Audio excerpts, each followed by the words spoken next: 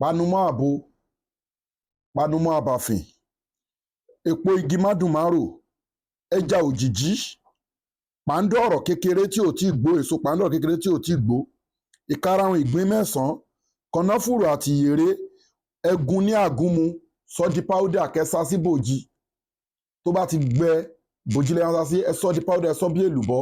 ṣíbí kan láàárọ̀ ṣíbí kan lọ́sàn-án ṣíbí kan lálẹ́ àbí ṣíbí kan láàárọ̀ ṣíbí kan lálẹ́ then tó bá kù bí wákàtí kan tẹ́ fẹ́ lájọṣepọ̀ pẹ̀lú ìyàwó yín ẹ tún lò ṣíbí kan pẹ̀lú omi tó lọ́wọ́rọ́ àbí ẹ̀kọ. Iṣẹ́ wo ló ń ṣe gangan tí wọ́n bá mú nǹkan ọmọkùnrin èèyàn nǹkan ọmọkùnrin kéré ni kò lè pàfọ́ọ̀mù dáadáa aróbòsá aróbòkú ìdákọ́lẹ̀ ó ń kú díẹ̀díẹ̀ vein yẹn ó ti rẹ̀ blood ò flow ń bẹ̀ farabalẹ̀ kó gbọ́ fídíò ìdílé ṣọ́ọ́ kó tó ṣe àbùtọ́ iṣẹ́ ẹ̀tọ́ nǹkan tó bá lágbára fisa káǹtì àwọn ọmọ aláìní àkáǹtì nọ́mbà ní fáwọn ọmọ aláìní 0123214254 àkáǹtì nọ́mbà fáwọn aláìní 0123214254 Wema Bank of Nigeria Global Dahiratu Islamic Organization a wà ní òkè Ògùn mádàgbáyún ìbẹ̀jùlẹ́kì ẹ̀pẹ́ expressway Lagos after ẹlẹ́kọ̀ ibẹ̀ la wà ẹ WhatsApp wa lórí +234 810 913 1425 lẹ́ẹ̀kan sí ẹ WhatsApp wa àbí kẹ́ kọ́ọ̀lù wa lórí +234 810 913 1425. ẹ gẹ́ẹ̀tì halal powder ó wà effective gidi kì í ṣoṣólẹ̀ kì í ṣàwòrán kì í ṣẹ̀yọnu ayé kì í ṣẹ̀bẹ̀ àgbà ò bẹ́ẹ̀ anybody tọ́wọ́ ẹ̀ bá tẹ àwọn powder ìbí sínú láì tààlà solid barrier máa wà láàrin wa àti evil world monitoring spirit ò ní rí ẹ mọ́ ẹ fi fídíò ìránṣẹ́ káwọn èèyàn jàǹfààní ẹ̀ ẹ gẹ́ẹ̀tì miracle leaves ewé ọ̀tọ̀ọ̀tọ̀ 100 àti mọ́ ìzẹ́mzẹ́m la fi preserve senna leaf ó lágbára púpọ̀ jù bí sínú láìtàlá ikùn èèyàn wú ní ọfà tó ti pẹ́ lára ni a lot of things ló ń ṣe àwọn èèyàn mọ̀ wọ́n ń rà á aláwọn special tá à ń ṣe fún obìnrin tó ń wojú ọlọ́run ọba fọ́mọ àtẹni tó ní diabetics àtọkùnrin tí wọ́n mú nǹkan ọmọkùnrin tí wọ́n ń lò ní evil world so aláwọn special package tá à ń ṣe ẹni táyé ń dà láàmú tẹ́mi òkùnkùn ń dà láàmú wà nílùú òyìnbó bí aláìsí ó ń fa kò tóra wọn aláwọn special package yàtọ̀ sí product tá a máa ń ṣe ètò àwẹ́wà tá a máa fi ń yanjú kéèsì èèyàn tó legit ètò sàráwà tá a fi ń yanjú kéèsì àwọn èèyàn tó legit ètò àdúrà tá a fi ń yanjú kéèsì àwọn èèyàn tó legit àti àwọn àlálì powder bí irú àwọn nǹkan báyìí yàtọ̀ sírú eléyìí o àwọn àlálì powder wà tá a máa perform fúnra wa yàtọ̀ sí product tẹ́nìyàn adẹ́wà òkè láì ní fìtọ̀ fọ̀gbẹ́ à ní sick refugee fún yín ní evil world adẹ́ ń ta black seed oil sage virgin olive oil àti black seed powder òun láti nílé first aid ní nǹkan mẹ́ta òun láti nílé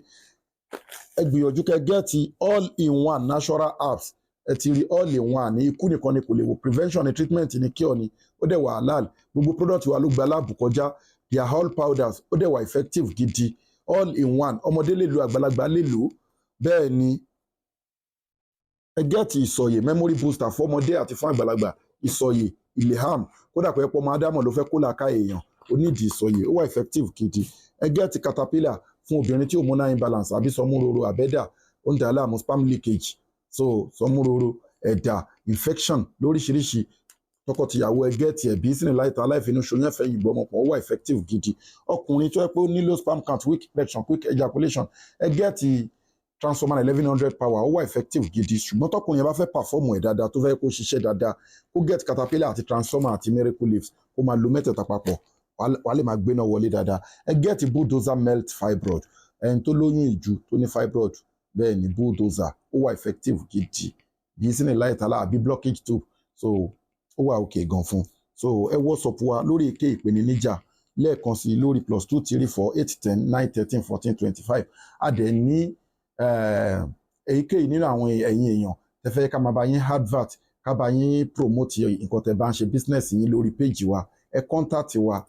as brand ambassador ẹ contact wa torí page yẹn page alálùbáríkà ni àwọn èèyàn gidi dẹ̀ wà ń bẹ̀ ó dẹ̀ ti build at least more than 100,000 bí 110,000 followers so ẹni tó bá fẹ́ ká bá wọn advert ọjà òun àbí business yín so tó fẹ́ make you as brand ambassador ayé ti wà nísìn bá a ṣe ń sọ inú àwọn èèyàn ń pè bọ̀ ṣe mọ̀ pé gbogbo nǹkan láàyè lórí conference ni lórí negotiation ni so nǹkan